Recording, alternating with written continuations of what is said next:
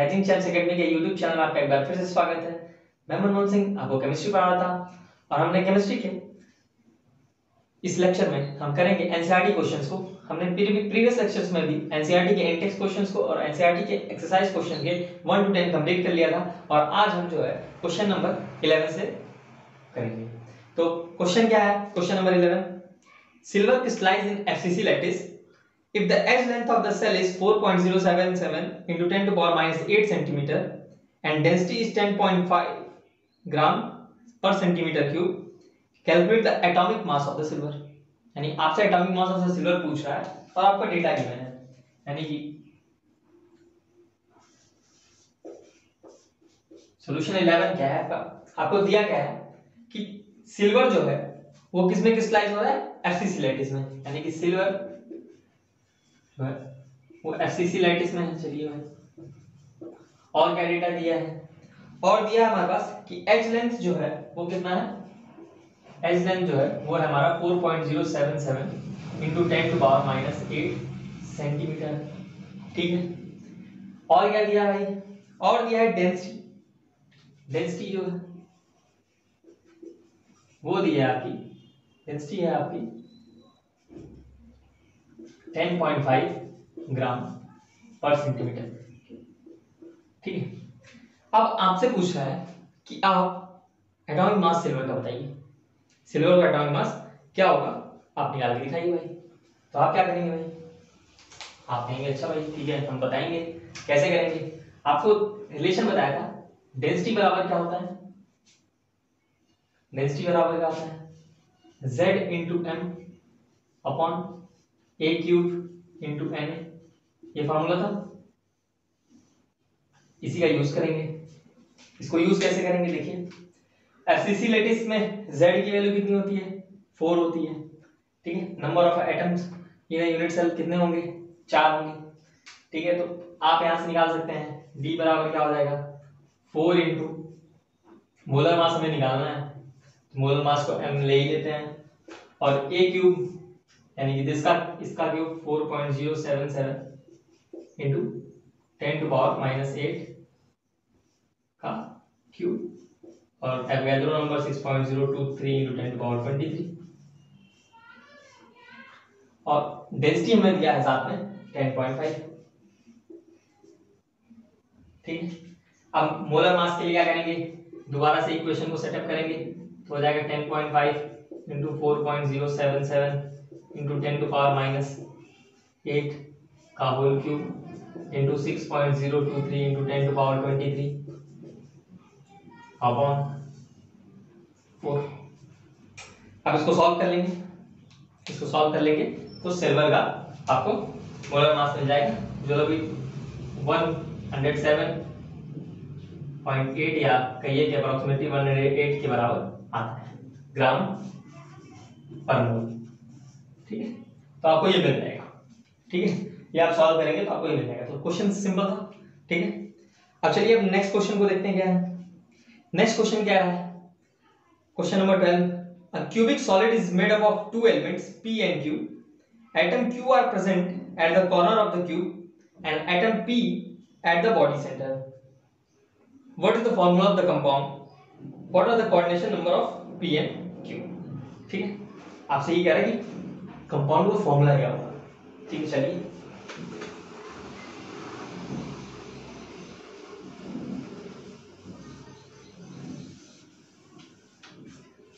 वैसे इस टाइप का क्वेश्चन हमने किया हुआ है।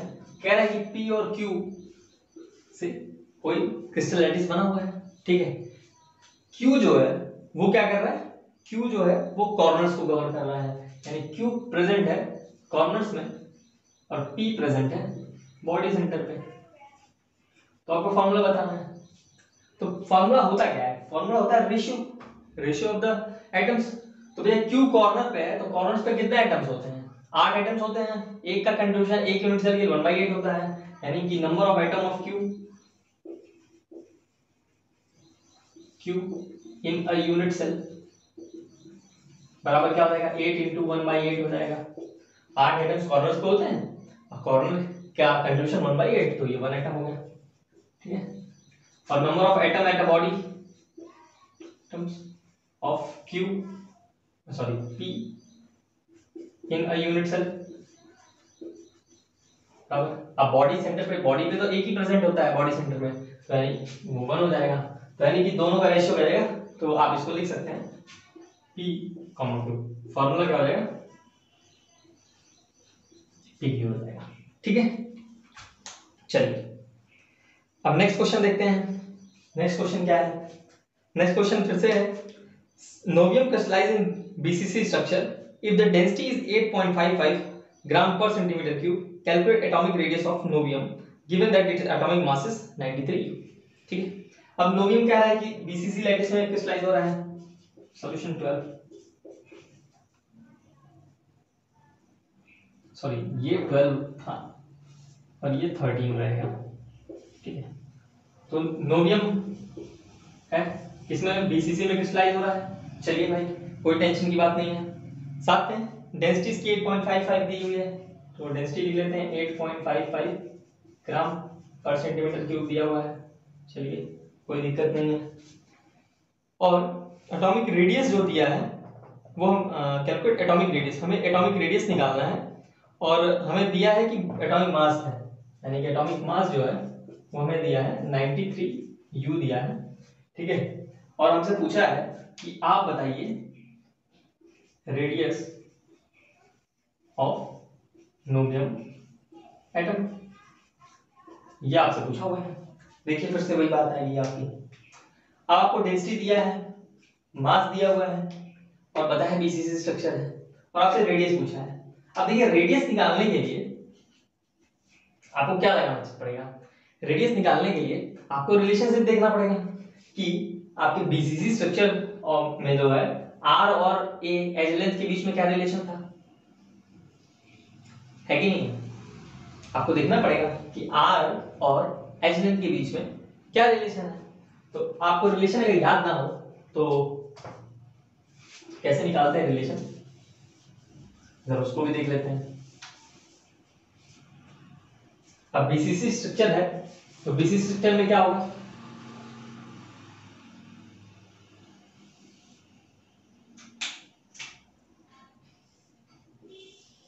ऐसा होता है।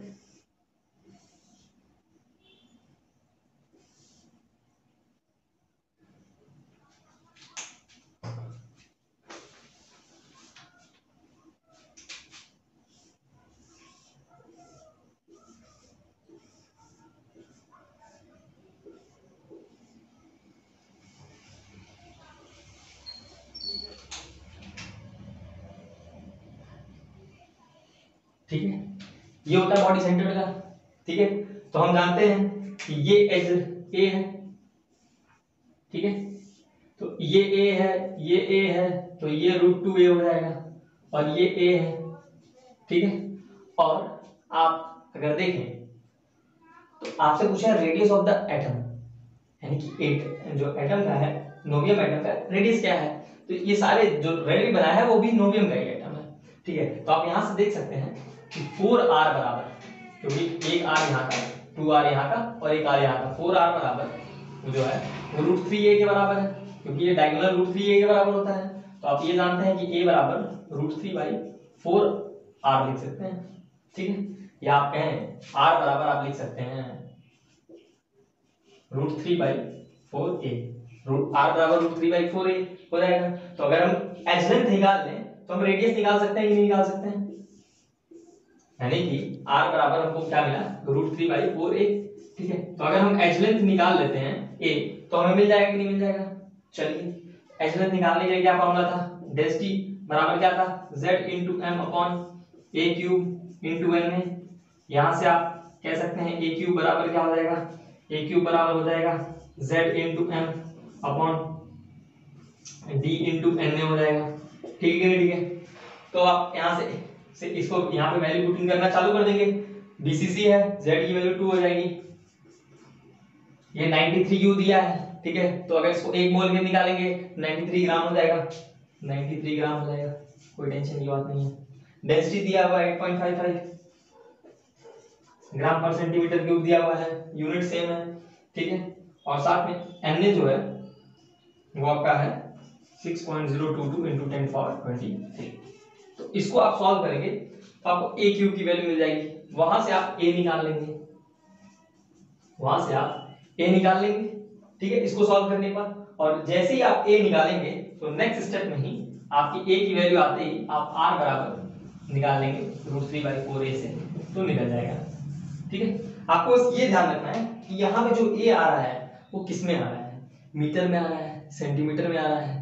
तो आप देखिए जरा यूनिट्स आपको पता चल जाएगा, यूनिट्स में ही सारा गड़बड़ होता है। ठीक है, यहाँ पे सेंटीमीटर है, ठीक है।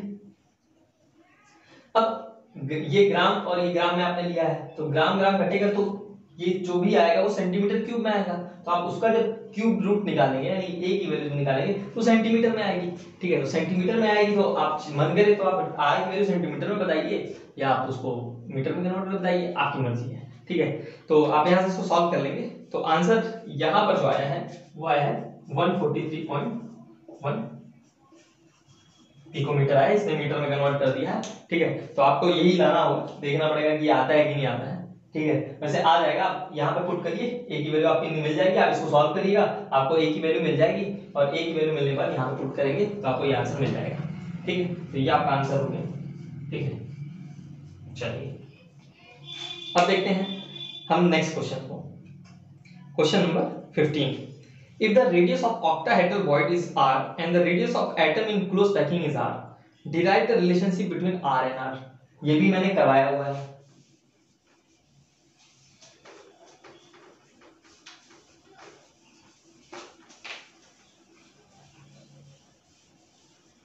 मैंने आपको ये भी करवाया हुआ है। कैसे? ये पूछ रहा है, कह रहा है कि अगर ऑक्टाहेड्रल वॉइड का रेडियस, ऑक्टाहेड्रल वॉइड का रेडियस आपका r है, ये क्वेश्चन नंबर 14 है, क्वेश्चन नंबर 14 है। कह रहा है अगर ऑक्टाहेड्रल वॉइड का रेडियस r है, ठीक है, और एटम का रेडियस जो है वो क्या है, कैपिटल r है। ठीक है, एटम का रेडियस जो है वो क्या है, कैपिटल R है। तो आप इस R और इस R के बीच में रिलेशन निकालिए। ठीक है, आप सही कहा। तो यानी सिंपल सी बात ये कहना आपसे ये चाह रहा है कि आप ये निकाल के दीजिए R बराबर 0.414 R होती है और ये कैसे होती है ये आपको निकालना है। तो ये मैंने करवाया हुआ है कि आप ये रिलेशनशिप कैसे निकाल सकते हैं। ठीक है, तो आपको आज फिर से बता देता हूँ। मान लीजिए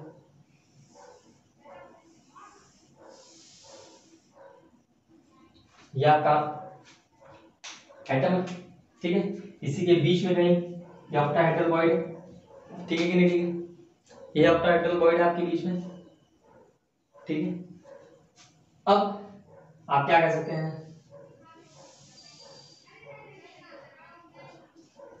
ये एटम का रेडियस है r, ये भी एटम का रेडियस है r। ठीक है, इतना ये भी है r, इतना ये भी है कैपिटल R। ठीक है, ये बात समझ में। और ये जो है, ये जो स्मॉल वाला पोर्शन है ये 2r है, स्मॉल में है। तो आप ऐसा देख सकते हैं, आप ये कह सकते हैं कि, और ये भी r ही होगा। ठीक है, ये r और ये r। ठीक है, तो आप ऐसा कह सकते हैं, क्या कह सकते हैं, देखिए आप ऐसा कह सकते हैं कि, क्योंकि आप यहाँ पे पाइथागोरस थ्योरम लगा सकते हैं। ठीक है, तो आप ऐसा कह सकते हैं कि अगर इसको a कर दूं, इसको b कर दूं, तो c कर दूं, तो आप कह सकते हैं कि ab स्क्वायर बराबर हो जाएगा आपका ac square plus bc square. ठीक है, अच्छा ऐसा हो गया। तो आप अब वैल्यू लिखिए जरा सा, ab की वैल्यू क्या होगी, ab की value r 2r plus 2r। ठीक है, तो आप ऐसा लिख सकते हैं 2r प्लस 2r का होल स्क्वायर। ठीक है, बराबर ac स्क्वायर यानी कि r प्लस r का स्क्वायर, r 2r का स्क्वायर, ये भी 2r का स्क्वायर। आप ऐसा कह सकते हैं कि 4r square plus 4r square बराबर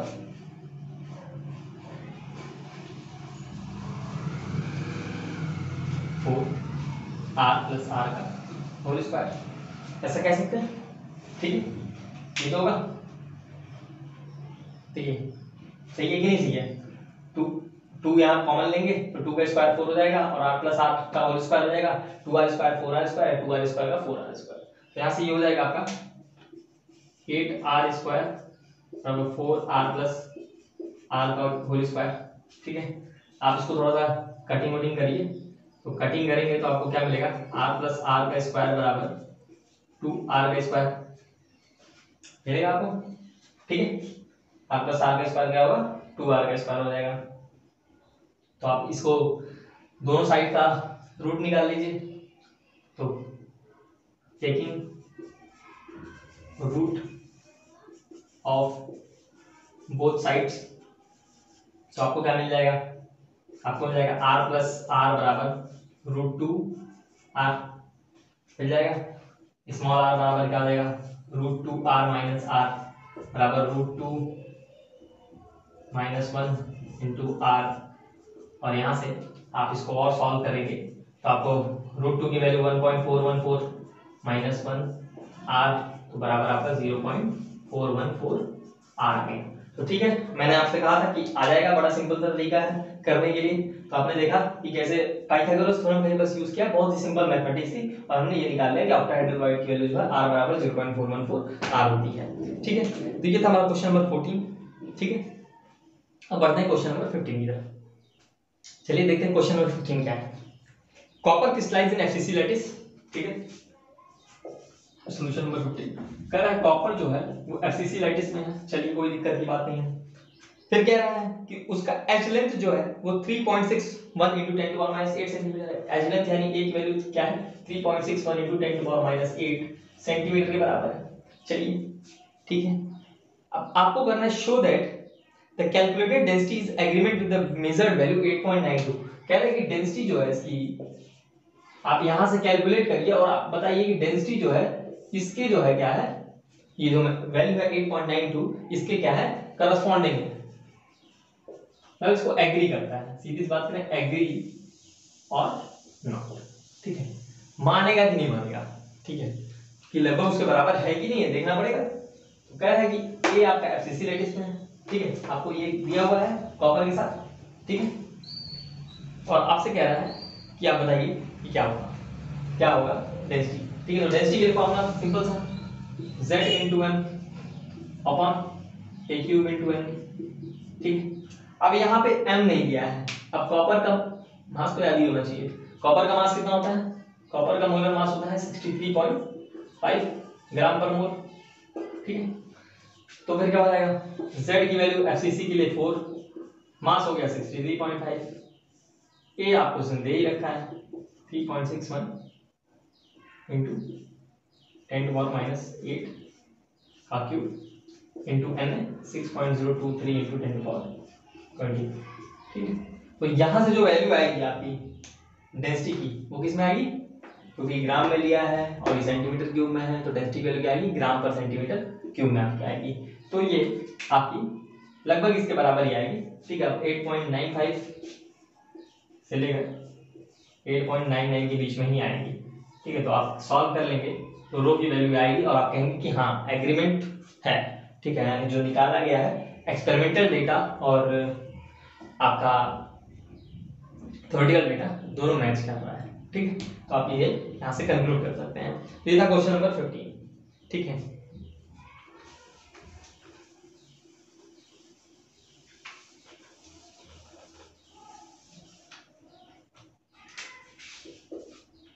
अब बात कर रहे हैं क्वेश्चन नंबर 16 की। क्वेश्चन नंबर 16 क्या कर रहा है, जो कि इंपॉर्टेंट क्वेश्चन है और ये लगभग कॉम्पिटिटिव एग्जाम में भी आता है, तो मैं इसको क्वेश्चन को इंपॉर्टेंट कहूंगा। ठीक है, कह रहा है एनालिसिस शो दैट निकल oxide has the formula Ni 0.98। नहीं कह रहा है कि निकल का जो फार्मूला है वो Ni 0.98 और ऑक्सीजन 1.00 के फॉर्म में है। ठीक है, व्हाट फ्रैक्शन ऑफ निकल exist as Ni2+ and Ni3+ ions. कह रहा है कि कितना इसमें Ni2+ आयन है और कितना Ni3+ आयन है, आप ये बताइए। ठीक है, क्योंकि निकल और इसका रेशियो बराबर नहीं होने का मतलब क्या है, देखिए कब कंपाउंड का फार्मूला का रेशियो, ये नॉन स्टोइकियोमेट्रिक इफेक्ट है। आपको यहाँ से अंदाजा लग रहा होगा कि इसमें डिफेक्ट जो आ रही है नॉन स्टोइकियोमेट्रिक डिफेक्ट आ रहा है, और नॉन स्टोइकियोमेट्रिक डिफेक्ट में कौन सा डिफेक्ट है, जब हम इम्प्योरिटी ऐड कर रहे हैं। ठीक है, हम इसमें क्या कर रहे हैं, इम्प्योरिटी ऐड कर रहे हैं। ठीक है, और ये कैसे इम्प्योरिटी ऐड कर रहे हैं कि भैया Ni2+ में तो होना चाहिए था, ठीक है, लेकिन इसमें कुछ 3+ वाले भी हैं, तो 3+ वाले जहां होंगे तो 3 मिलके, ठीक है, ये सॉरी 2 3+ Ni3+ मिलके वो 2 की जगह लेंगे निकल 2+ की जगह, और एक जो है वो 3 की जगह खाएंगे, मतलब कि जितने Ni2+ होगा, मान लीजिए आपके Ni2+ की ये 3 जगह है। ठीक है, तो 3 जगह पे आपके, अब क्योंकि 3 जगह इसके 6 आइटम को 6- को सेटिस्फाई करेंगे, यानी कि 6 नेगेटिव ऑक्सीडेशन जो होगी उनको 6 ऑक्सीजन का जो नेगेटिव है उसको सेटिस्फाई करेगा, क्योंकि एटम को इलेक्ट्रिकली न्यूट्रल रखना है। ठीक है, तो Ni3+ उसको 2 ही में सेटिस्फाई कर देगा, यानी कि वो इन्हीं 2 जगह पे आएगा, एक जगह जो है वैकेंट रह जाएगी। ठीक है, तो वैकेंट रह जाने से क्या हुआ, वैकेंट रह जाने से इनका रेशियो कम हो गया। ठीक है, तो आपसे ये पूछा है कि Ni2+ और Ni3+ का क्या होगा, कितना रेशियो होगा। ठीक है, चलिए देखते हैं। अब देखिए, अब चार्जेस का कैलकुलेशन करना है यहाँ पे। ठीक है, सपोज कर लेते हैं लेट Ni2+ जो है वो आपके x है। ठीक है, x आइटम जो है Ni2+ के हैं, तो Ni3+ के कितने होंगे, Ni3+ के क्या होंगे, आप देखिए रेशियो के हिसाब से आपको अंदाजा लग रहा है कि अगर ऑक्सीजन के 100 एटम है तो निकल के 98 एटम होंगे, यही बता रहा है डेटा, आपको ये बता रहा है कि अगर ऑक्सीजन के 100 एटम होंगे, 1 है इसका, तो इसका 0.98 है, तो अगर ऑक्सीजन के 100 एटम्स हैं तो निकल के 98 होंगे, यानी कि 98 - 6 हो जाएगा निकल के एटम्स। ठीक है, अब चलिए चार्जेस को बैलेंस करते हैं। ठीक है, Ni3+ का क्या है, 98 - x जितने भी होंगे, ये +3 स्टेट में है तो 3 चार्ज इनकी होगी। ठीक है, +3 चार्ज होगा। ठीक है, Ni2+ के x है तो +2 × x, साथ में प्लस करिए ऑक्सीजन के कितने होंगे, 100 एटम्स होंगे, तो मैंने इसके 98 लिए तो इसके 100 एटम्स होंगे, 100 × -2, क्योंकि इनके ऊपर चार्ज -2 है, और टोटल ओवरऑल चार्ज कितना है, वो 0 है।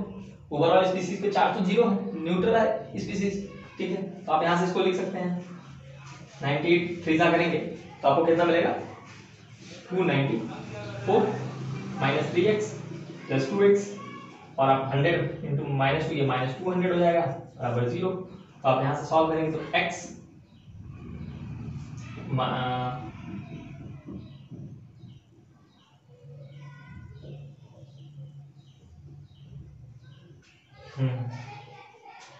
x minus x plus sorry minus x है वो, -x प्लस कितना 94 बचा है, 94 बराबर 0। ठीक है, तो x बराबर क्या हो जाएगा, 94 आ जाएगा आपका। ठीक है, यानी x आपका 94 हो गया। ठीक है, यानी कि नंबर ऑफ निकल 2+ कितने हो गए हैं, ये हो गए 94 के बराबर। तो 98 - x बराबर क्या होगा, यानी ये हो गया आपके बराबर Ni2+ के,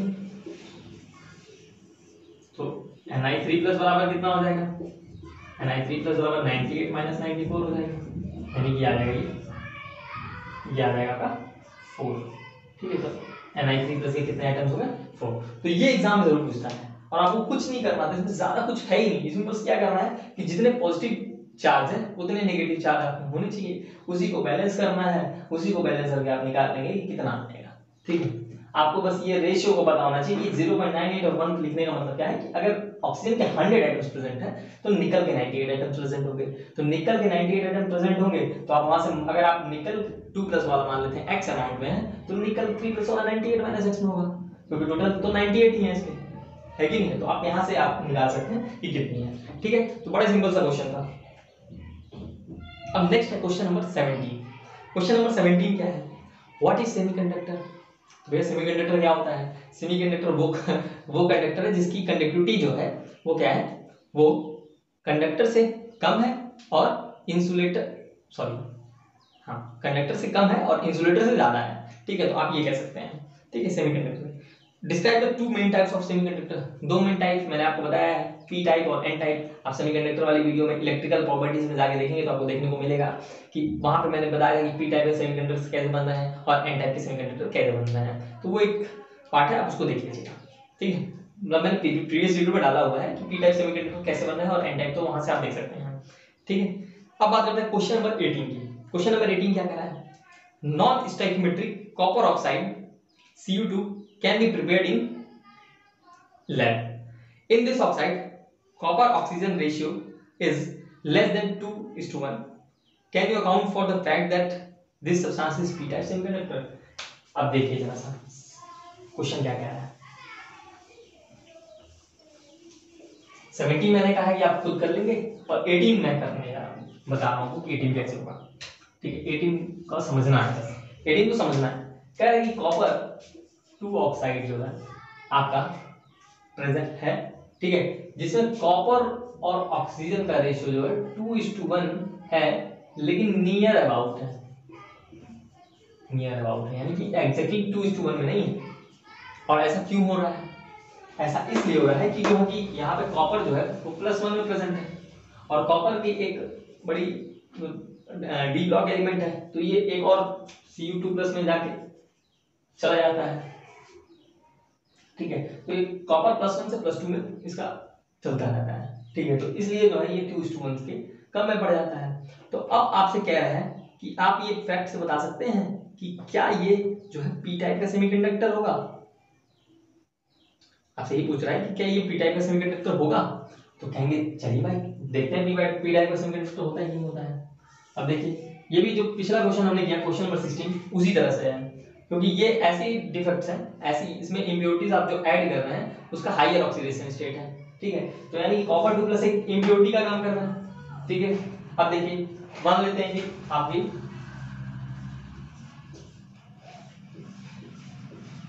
ये 8 पोजीशंस जो है वो कॉपर में की है, ठीक है। 8 या 12 बना लेते हैं, 12 पोजीशन है कॉपर 1 की। अब कॉपर 2 कह रहा है कि नहीं हम भी आएंगे यहाँ पे, ठीक है, हम भी यहाँ पे आएंगे, ठीक है। तो कहेंगे चलो भाई आ जाओ, ठीक है। तो मान लो इस जगह पे आ गए और इस जगह पे आ गए। अब आप देखिए कॉपर 2+ के आने की वजह से पहले तो बैलेंस था, मामला बैलेंस था, ठीक है, क्योंकि कॉपर में +1 था तो इस पे चार्ज बिल्कुल नहीं था, लेकिन जैसे ही आपने 2 कॉपर 2+ है तो इस पे 2 पॉजिटिव चार्ज और आ गया इस पूरे एटम में। तो आप कहें कि भाई पॉजिटिव चार्ज तो रहना नहीं चाहिए, या तो आप नेगेटिव चार्ज लेते हो, ठीक है।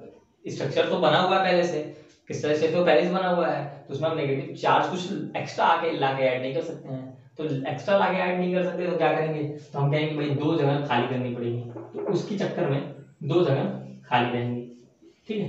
यानी एक कॉपर 2+ जो है वो 2 कॉपर +1 को निकालेगा और एक की जगह लेगा, ठीक है। यानी कि एक को भगा देगा और एक उसी जगह पे आ जाएगा, ठीक है। तो इस तरह से जो है आपके अगर आपने 2 कॉपर 2+ का आइटम ऐड किए तो 2 वैकेंसीज क्रिएट हो गई, ठीक है। तो यहाँ पे जो वैकेंसी क्रिएट हो रही है यहाँ पे कोई आ तो रहा नहीं है, ठीक है। तो यानी ये क्या है, दीज आर होल्स क्रिएट हो रहे हैं, तो ये होल्स क्रिएट हो रहे हैं। अब हमने पी टाइप के सेमीकंडक्टर में क्या पढ़ा था? पी टाइप के सेमीकंडक्टर में क्या होते हैं, होल्स का ही तो मूवमेंट होता है। तो यहाँ यस हम कह सकते हैं कि कॉपर 2 ऑक्साइड में जो है वो क्या है, होल्स जो है वो क्रिएट हो रहे हैं। और वो कैसे हो रहे हैं, क्योंकि कॉपर 2+ जो है वो कॉपर +1 की जगह ले रहा है और जगह लेने की वजह से, ठीक है, वहां पे जो है खाली वैकेंट स्पेस भी बच रहे हैं और वैकेंट स्पेस बचने की वजह से आपका क्या हो रहा है, आपका कॉपर 2+ आपका जो है ये Cu2 जो है वो एक सेमीकंडक्टर के रूप में काम कर सकता है, और वो कैसा सेमीकंडक्टर पी टाइप का, ठीक है। तो हम लोग आज के लिए बस इतना ही रहने देते हैं, ठीक है। ये कुछ आज 8 क्वेश्चंस आज हमने किए हैं, ठीक है। अब हम लोग नेक्स्ट वीडियो जो है 3-4 दिन में आएगी, ठीक है। तो उसमें हम लोग आगे क्वेश्चंस को करेंगे, ठीक है। Bye bye, thank you and have a nice day.